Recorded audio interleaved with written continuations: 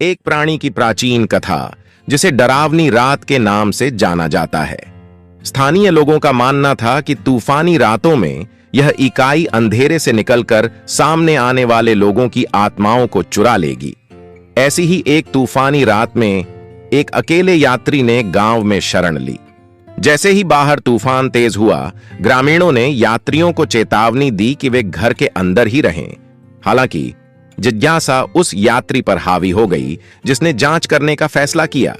तूफान में बाहर निकलते हुए यात्री को हवा में एक धीमी भयावह फुसफुसाहट सुनाई दी। हर कदम के साथ यह तेज होता गया। अचानक अंधेरे में लिपटी एक छायादार आकृति उनके सामने प्रकट हुई। यात्री ने भागने की कोशिश की, लेकिन वह उग्र हवाओं के बीच लगातार उनका पीछा कर रहा था। यात्री की नजर एक सदियों पुराने मंदिर पर पड़ी और हताश होकर वह उसमें प्रवेश कर गया। अंदर उन्हें एक टिमटिमाती मोमबत्ती और एक फटी हुई पत्रिका मिली। जैसे ही उन्होंने पढ़ा, यह स्पष्ट हो गया कि यह मंदिर भय की रात से सुरक्षा का स्थान था।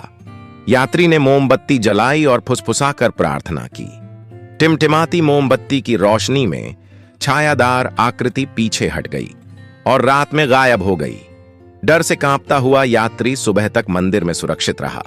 ग्रामीणों ने अगले दिन यात्री को हिला हुआ लेकिन जीवित पाया। उन्होंने समझाया कि केवल वे ही लोग जिन्होंने डरावनी रात का सामना किया और मंदिर में शरण की तलाश की, वे ही इसकी पकड़ से बच सकते थे।